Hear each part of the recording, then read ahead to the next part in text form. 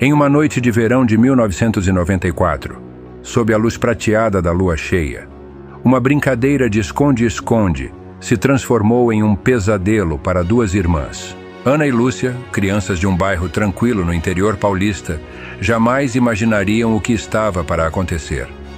A tranquilidade da noite seria interrompida por uma luz azul pulsante no céu, uma visão que iria alterar para sempre a sua percepção do mundo ao seu redor. Como todas as noites das férias de verão, Ana e Lúcia, junto com outras crianças da vizinhança, costumavam brincar de esconde-esconde ou de pega-pega no escuro. As ruas calmas, rodeadas de casas com jardins bem cuidados, as pessoas sentavam-se na frente de suas casas, conversando e aproveitando a brisa noturna. Os pais não se importavam que elas ficassem até tarde, desde que não saíssem longe das quadras onde moravam. Era o início dos anos 90, as crianças eram livres para explorar até que as estrelas acenavam boa noite. Porém, naquela noite, uma luz azul brilhante no céu alteraria para sempre a vida das irmãs. No relato a seguir, para proteger as pessoas que vivenciaram essa história, optamos por usar nomes e localidade fictícios. Numa noite de lua cheia, eu e minha irmã brincamos até por volta das 9 horas da noite. Depois que o jogo terminou e todos foram para casa, nós duas estávamos no jardim da frente, sentadas, conversando. Eu sou a mais velha. Estava com 11 anos na ocasião, e Ana tinha 8 anos. Nossos pais haviam entrado para a casa, mas ainda não haviam nos chamado para dormir. Em um determinado momento, ela, que parou de falar, apontou para o céu e perguntou: "Olhe, Lúcia, que estrela bonita!" Eu me virei, olhei e então a vi, nitidamente. A luz era de um azul, diferente de tudo que já havíamos visto. Mais brilhante e maior do que as estrelas ao seu redor. Ela se movia de maneira que parecia impossível. Inicialmente, ficamos atraídas por aquela luz, quase como hipnotizadas, mas logo começamos a observar que havia algo sinistro. Era como se ela estivesse viva e olhando para nós. A luz aumentou de tamanho, ficando tão brilhante quanto uma luz de busca de avião ou helicóptero. Não havia nenhum som, e a luz não iluminava a área ao redor, o que era muito estranho, devido ao seu tamanho e intensidade. Tentei dizer algo para minha irmã, mas não consegui falar, e de repente, mal conseguia me mover. Apenas virei a cabeça, e vi minha irmã muito assustada, também incapaz de falar ou se mover. Depois disso, as coisas ficaram um pouco confusas, como se eu não quisesse me lembrar, embora certos momentos sejam tão claros quanto qualquer lembrança daquela época. Eu estava em um lugar que era quase todo escuro, mas havia luzes que pareciam pairar sozinhas, sem nenhuma tecnologia visível, poste, nada que as sustentasse. Não sei se estava deitada ou em pé, porque não havia sensação de gravidade, ou força descendente em nenhuma direção. Pareceu-me ouvir um barulho, e a luz começou a brilhar sobre mim, o que me fez virar a cabeça de volta para o objeto, e então senti uma luz penetrante que me cegou. Eu estava como que banhada por uma luz azul. Lembro-me de interagir com uma entidade que era humana, mas parecia ser diferente.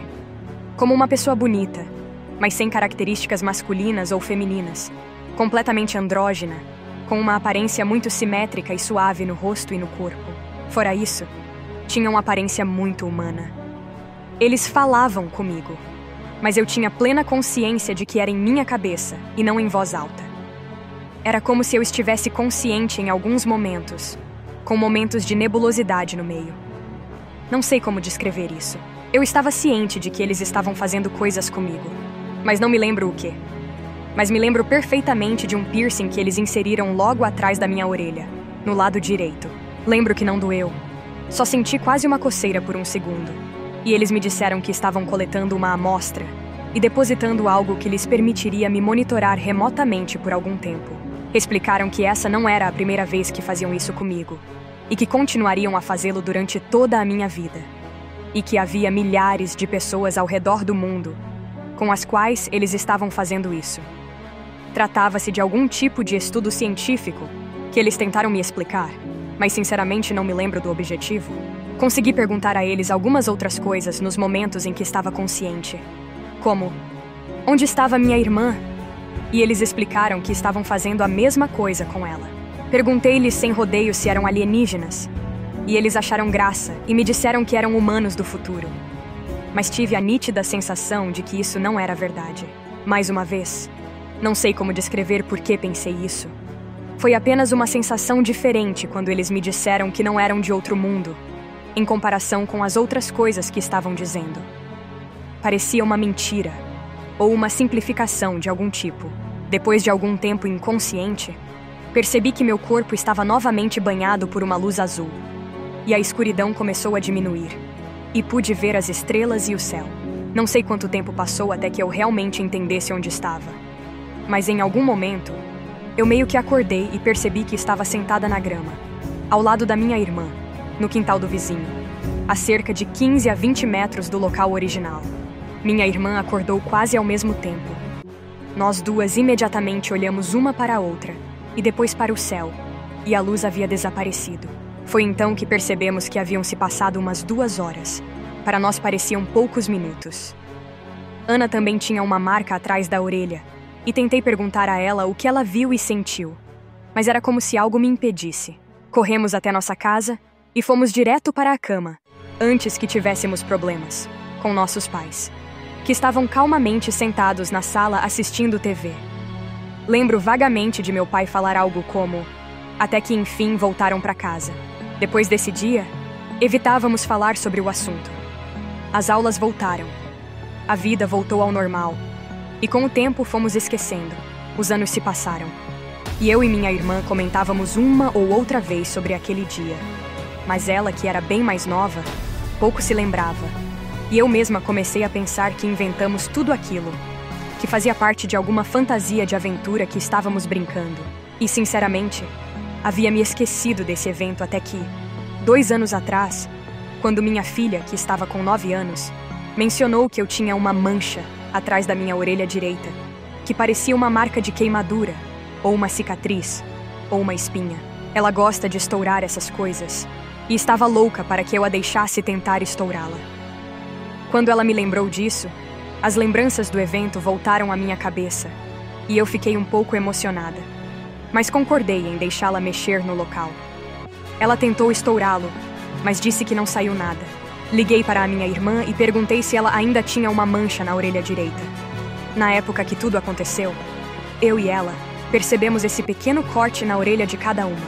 E ela me respondeu que sim, ainda estava lá. E tem exatamente a aparência de uma espécie de verruga ou cicatriz. Mas como ela é uma pessoa mais cética e realista, comentou que nós duas devíamos ter feito uma na outra com algum objeto pontiagudo, como parte de uma brincadeira.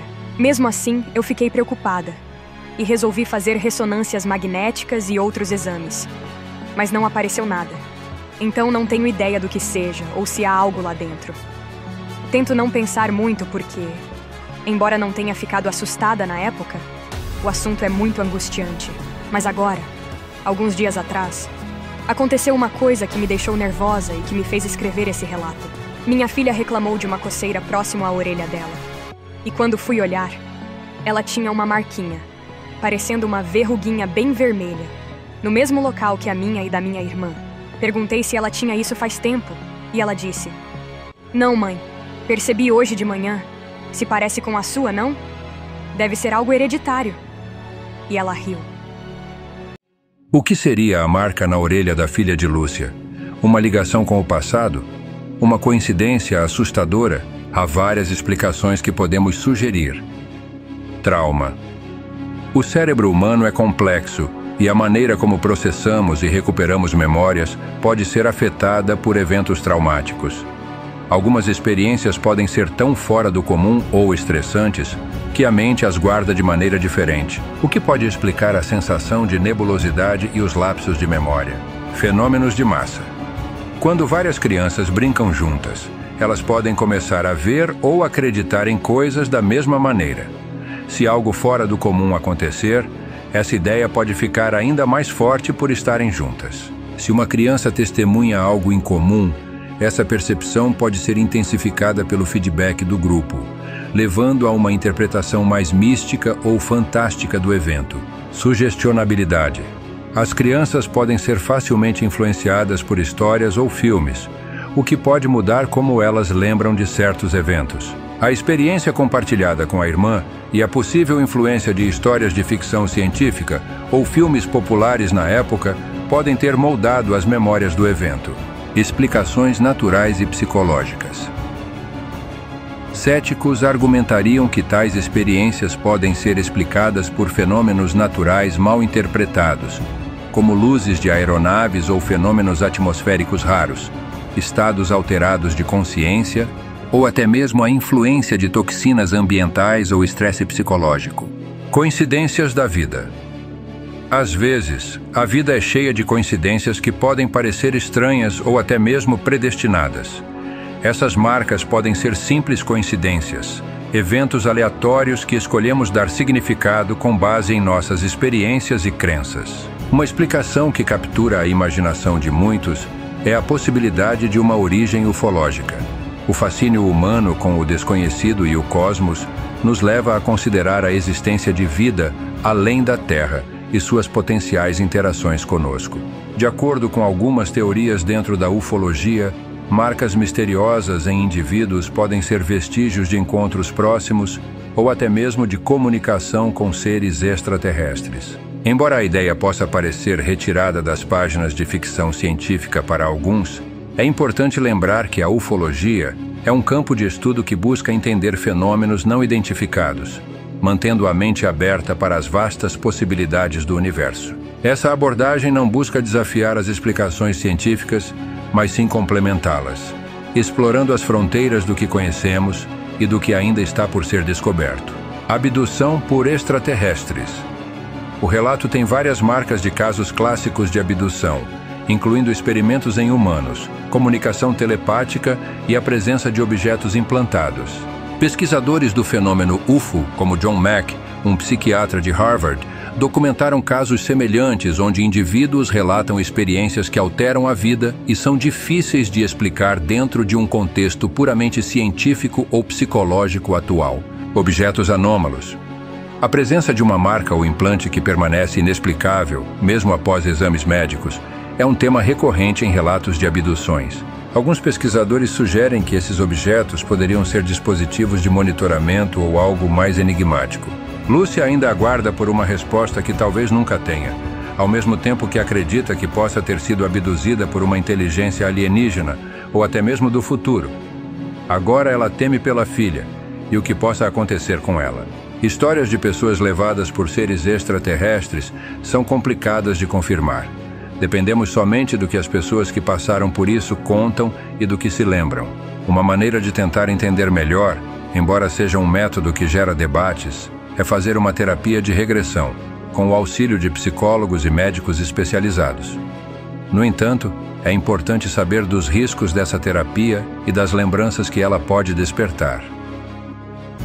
Diz aí o que você acha, e se gostou, curta, compartilhe e se inscreva no canal.